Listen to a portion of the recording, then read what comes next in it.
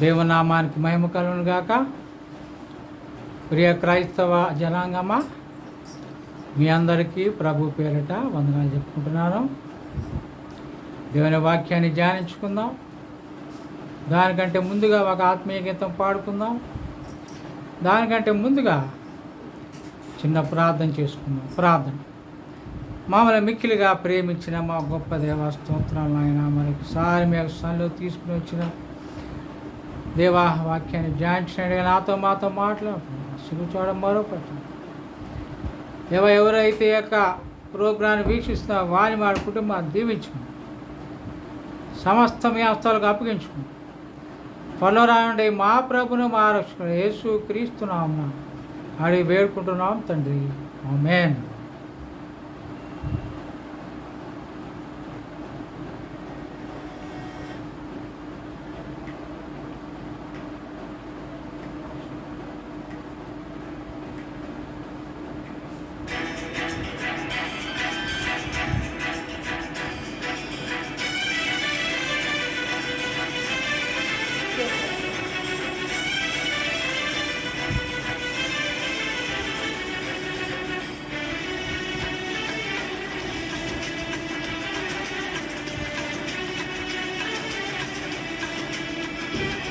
సుగుణాల సంపన్నుడా, స్తుతి గానాల వారసుడా, జీవింతన నిత్యము నీ నీడలు ఆస్వాదింతును నీ మాటల మకరందము, జీవింతన నిత్యము నీ నీడలు ఆస్వాదింతును నీ మాటల మకరందము.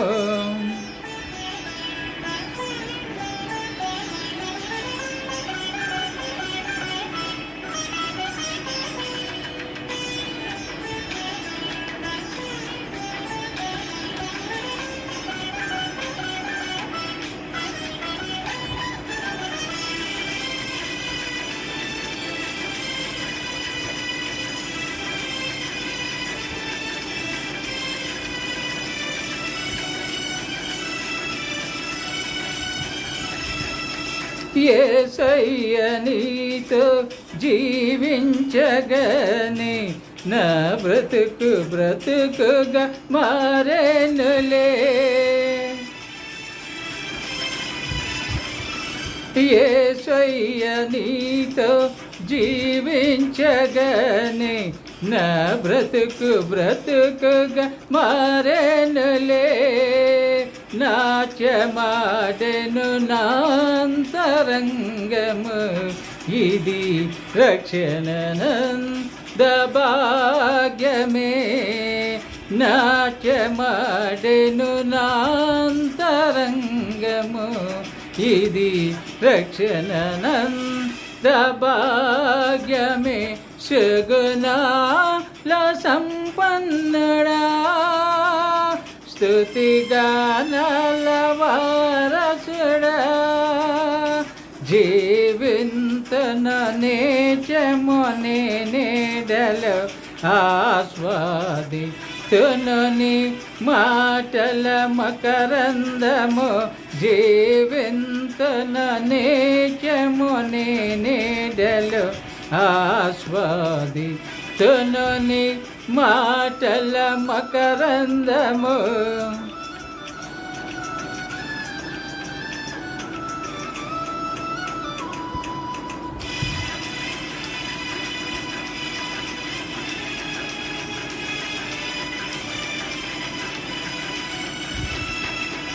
యేసయ్య నిన్ను వెన్నంటగానే ఆజ్ఞల మార్గము కనిపించనే. యేసయ్య నిన్ను వెన్నంటగానే ఆజ్ఞల మార్గం కనిపించనే. నీవు నన్ను నడిపించగలవు, నేను నడువవలసిన త్రోవలో నీవు నన్ను నడిపించగలవు. నేను నడువవలసిన త్రోవలో సుగుణాల సంపన్నుడా, స్తుతిగానాల వారసుడా, జీవింతున నిత్యము నీ నీడలు ఆస్వాదింతును నీ మాటల మకరందము. జీవింతును నిత్యము నీ నీడలు ఆస్వాదింతును నీ మాటల మకరందము.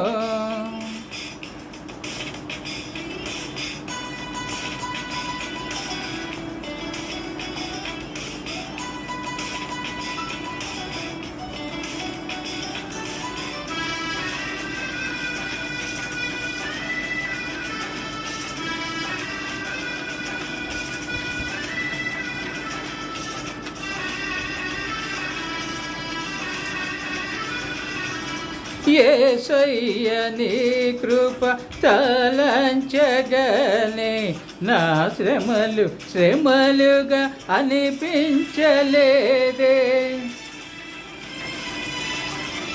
యేసయ్య నీ కృప తలంచగనే నా శ్రమలు శ్రమలుగా అనిపించలేదే. నీవు నాకిచ్చే మహిమ ఎదుట ఇవి ఎన్న తగినవి కావే. నీవు నాకిచ్చే మహిమ ఎదుట ఇవి ఎన్న తగినవి కావే. సుగుణాల సంపన్నుడా, స్తుతిగానాల వారసుడా, జీవింతును నిత్యము నీ నీడలు ఆస్వాదింతును నీ మాటల మకరందము. జీవింతును నిత్యము నీ నీడలు ఆస్వాదింతును నీ మాటల మకరందము. దేవనామానికి మహిమ కలుగును గాక. దేవుని వాక్యంలోనికి వెళ్దాం. కీర్తనలు దావీదు మహారాజు రాసినటువంటి కీర్తనలు 27 అధ్యాయం 27:8.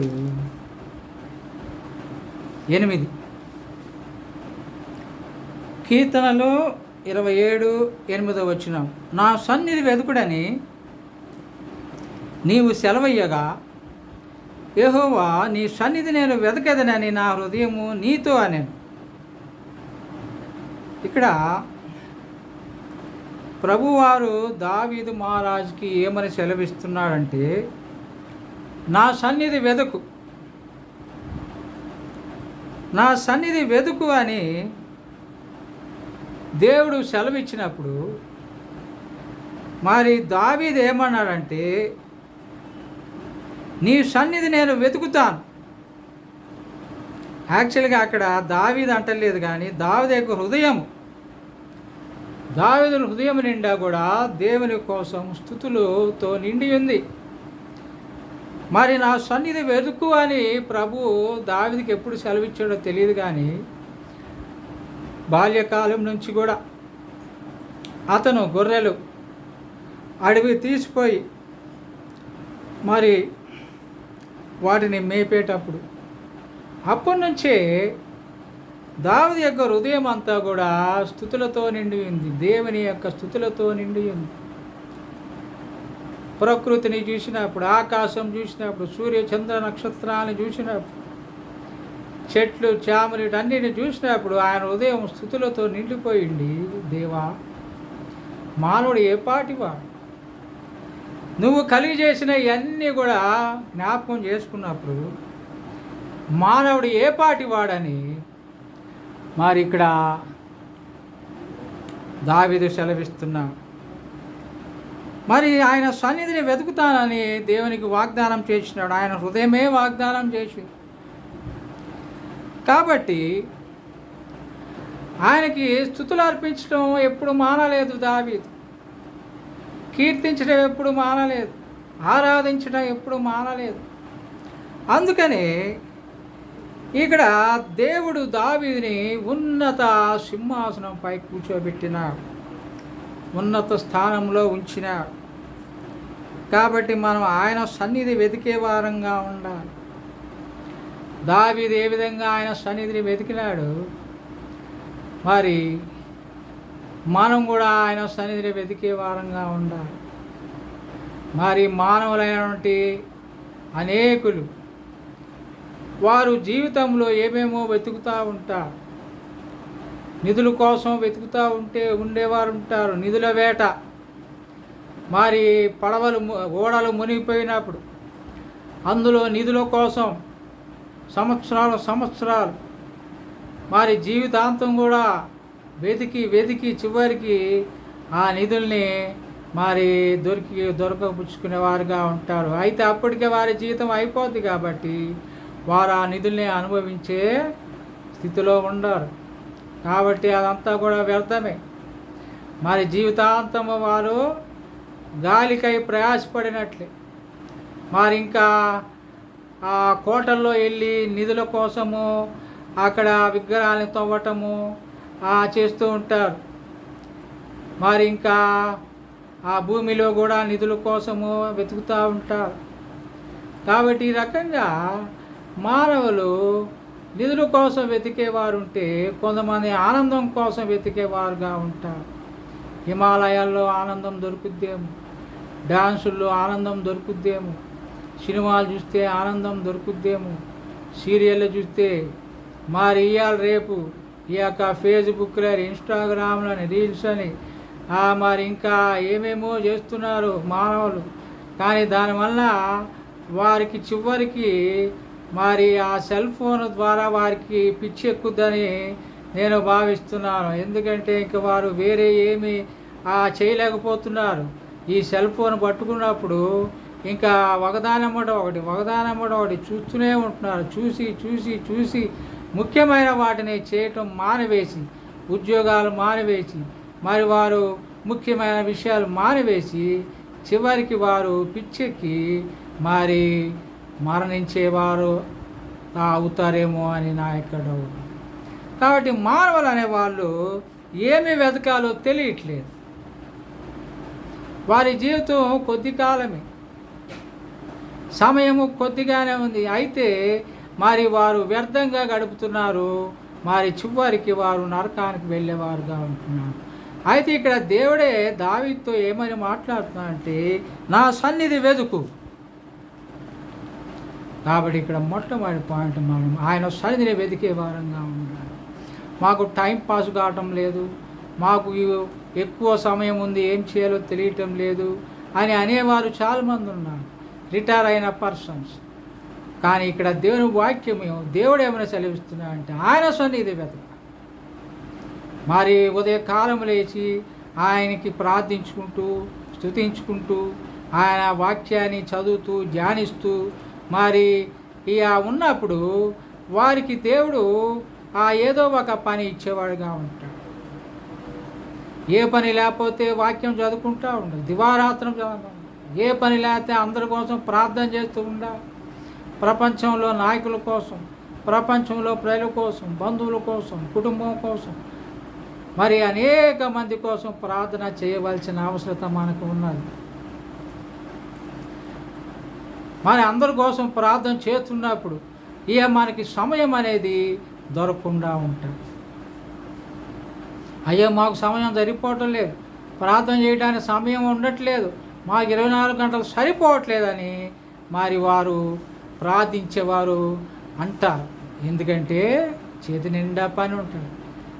దాదాపు 800 కోట్ల మంది ఉన్నప్పుడు మరి తెలిసిన వారందరి గురించి పేరున మనం ప్రార్థించినప్పుడు మనకి సమయం సరిపోదు. కాబట్టి మనం ఆయన సన్నిధిని వెతికే వారంగా ఉండాలి. మరి ఆయన సన్నిధిలో ఏముంటుంది అని కీర్తనలో 16:11 మనం చూడొచ్చు.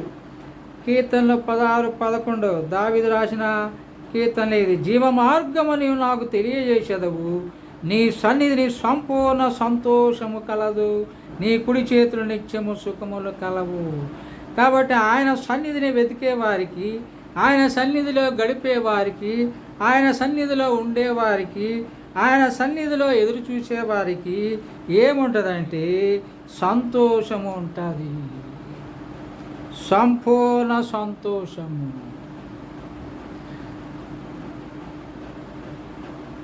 మరి ఇంకా ఎందులో కూడా అటువంటి సంపూర్ణ సంతోషం అనేది ఉండదు. జీవ మార్గం ఉంటుంది, నిత్యము సుఖములు ఉంటాయి. కాబట్టి మానవుడు సంతోషంగా బతకాలంటే ఆయన సన్నిధిని వెతకాలి. మరి 2వ పాయింట్లు ఆయన సన్నిధిలో ఉండాలి. ఆయన సన్నిధిలో ఉండటం అంటే స్తుతులు అర్పించటం, వాక్యం చదవటం, ఆరాధించటం, ప్రార్థించటం, కృతజ్ఞతలు చెప్పుకోవటం. వాక్యాన్ని మరి మనకి 66 గ్రంథాలు ఇచ్చినాడు. మరి యొక్క వాక్యాన్ని మనం చదవటానికే చాలా సంవత్సరాలు పట్టుద్ది. మరి దాన్ని ధ్యానించమని చెప్తున్నాడు.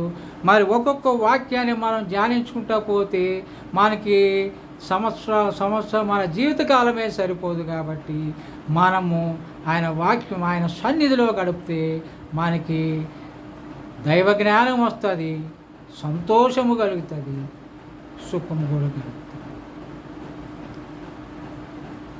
కాబట్టి ఆయన యొక్క సన్నిధిలో గడుపుదాము.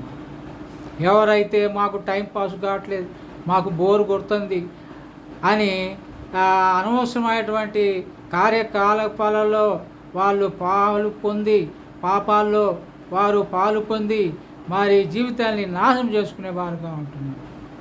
అయితే వారు తెలుసుకోవాల్సింది ఏంటంటే మరి ఆయన సన్నిధిలో గడిపితే సంపూర్ణ సంతోషం. క్రైస్తులు అనేవారు కూడా, అవిశ్వాసులు అనేవారు కూడా వారికి సమయం ఎలా గడపాలో తెలియటం లేదు. దేవుడు మనకి 66 పుస్తకాలు ఇచ్చినాడు. మరి అవి చదువుతూ ఉంటే మన జీవితం మరి ఆశీర్వాదకరంగా మారుతుంది. అవి ధ్యానిస్తూ ఉంటే మన జీవితం ఆశీర్వాదకరంగా మారుతుంది, ఇతరులకు ఆశీర్వాదకరంగా ఉంటుంది. నువ్వు మాత్రమే కాకుండా నీతో పాటు ఎవరైతే మాకు బోరు కొడుతుంది, మాకు టైం పాస్ కావట్లేదు అంటున్నారు, వాళ్ళందరూ కూడా కూర్చొని వాక్యం ధ్యానిస్తూ ఆయన సన్నిధిలో గడిపితే మరి అంతకంటే గొప్ప భాగ్యం. కాబట్టి మొట్టమొదటి పాయింట్ ఆయన సన్నిధిని వెతకాలి. 2వ పాయింట్ ఆయన సన్నిధిలో ఉండాలి. మరి 3వ పాయింట్ మనం చూసుకుందాం. కీర్తనలు 84:7. కీర్తనలు 84:7.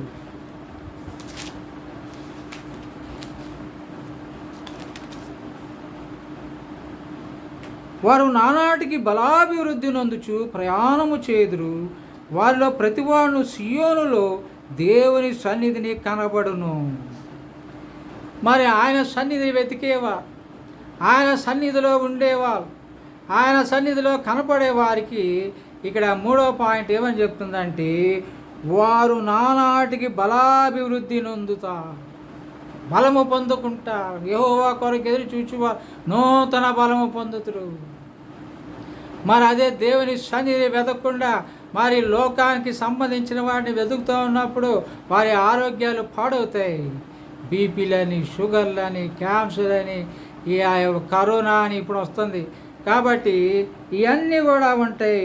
అందులో క్షీణత, శరీరం అనేది క్షీణించిపోయేదిగా ఉంటుంది. అయితే ఇక్కడ ఆయన సన్నిధిలో కనపడేవారు నానాటికి బలాభివృద్ధి నొందుదురు. వారి వయసు పెరుగుతున్న కొంది, వారు వృద్ధాప్యంలోకి వస్తున్న కొంది వారి ఆరోగ్యము క్షీణించడానికి బదులు వారి బలము నానాటికి అభివృద్ధి చెందుతూ ఉంటుంది.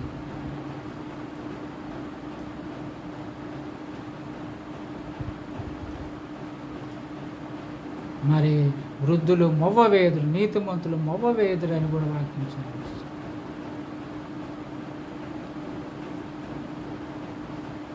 వారు 70 సంవత్సరాలు, 80 సంవత్సరాలు, అధిక బలమని 80 సంవత్సరాలు, 80 దాటి 85, 90, 95, 96, 97 అట్లాగా దినము వారు బలాభివృద్ధి చెందుతున్నారు.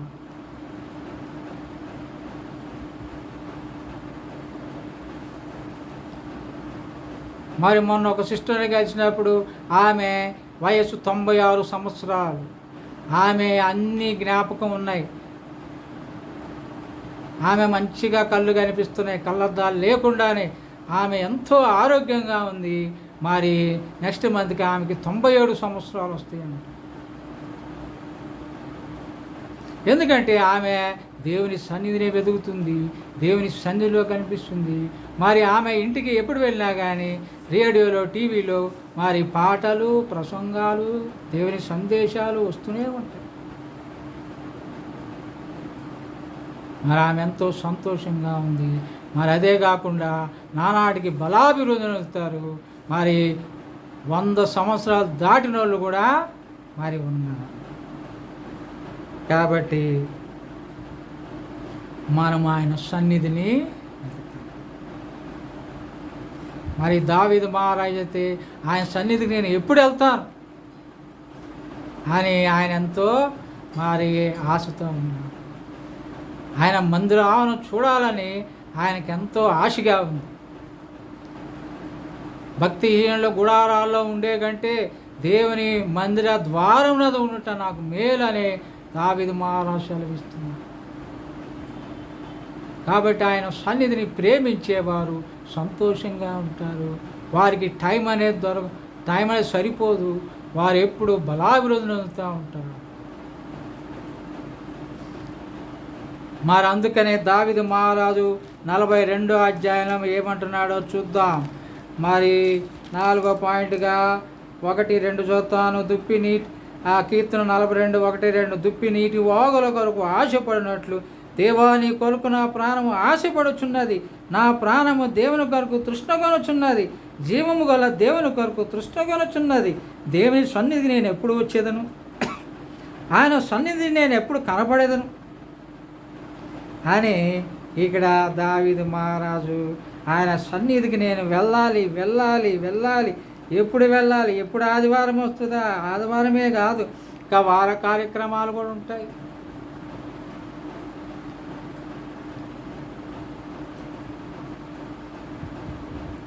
కాబట్టి ఆ వార కార్యక్రమాలు, కాటేజ్ మీటింగ్లు అని, మరి ఇంకా గాస్పెల్ మీటింగ్లు అని, ఇంకా బైబిల్ స్టడీ అని, ఇట్లా వారంలో ఇంకా ఉంటూనే ఉంటాయి.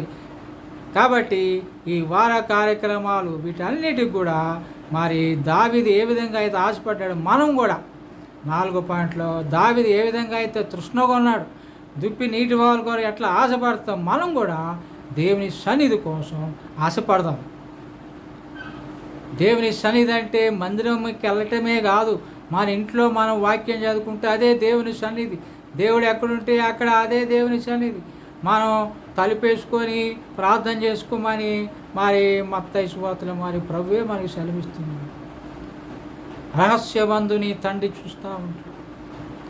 కాబట్టి నువ్వు ఒక్కడ ఉన్నా, ముగ్గురున్నా, ఇద్దరున్నా, ముగ్గురున్నా, 100 మంది ఉన్నా, 1000 మంది ఉన్నా, ఎంతమంది ఉన్నా నువ్వు దేవుని సన్నిధిలో ఉండాలి. నువ్వు ఎప్పుడైతే దేవుని స్తుతిస్తావో, ఎప్పుడైతే దేవుని ఆరాధిస్తావో దేవుని సన్నిధి దిగి వస్తావు.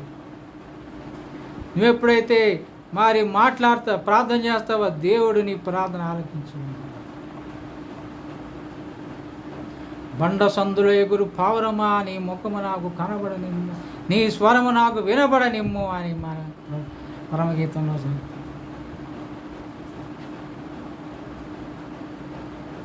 కాబట్టి ఈ లోకంలో జీవించే మనం చేయాల్సింది దేవుని కోసం మనం జీవించాలి. ఆయన సన్నిధిని మనం వెతకాలి. ఎందుకంటే ఆయన సన్నిధిలో సంతోషం ఉంది, ఆయన సన్నిధిలో అభివృద్ధి ఉంది, ఆయన సన్నిధిలో ఆశీర్వాదాలు ఉన్నాయి. దేవుడు మనల్ని సృష్టించిన ఆయన కోసం సృష్టించుకున్నాడు. కాబట్టి మనం జీవించినంత కాలం ఆయన కోసం జీవిద్దాం, ఆయన స్తుతిద్దాం, ఆయన కొనియాడదాం. నా రాజ్యం నా నీతిని వెతకినప్పుడు అవన్నీ కూడా ఇస్తా ఉన్నాడు. కాబట్టి మనకు కావాల్సింది ఆయన సన్నిధిని వెతుకుతాం. దేవుని గ్రంథాన్ని మనం ఎక్కడ వెళ్ళినా కానీ మనం తీసుకుని వెళ్ళాలి. సమయం దొరికినప్పుడు వాక్యాన్ని చదువుకోవాలి, ధ్యానించాలి, ప్రార్థించాలి, స్తుతించాలి, సువార్త చెప్పాలి. కాబట్టి దేవుని పనిలో మనం కొనసాగుదాం, మరి ఆశీర్వాదాలు పొందుకుందాం. దేవుడి వాక్యాన్ని నీరు కట్టి ఫలింపజేయను కాక. ఆమేన్.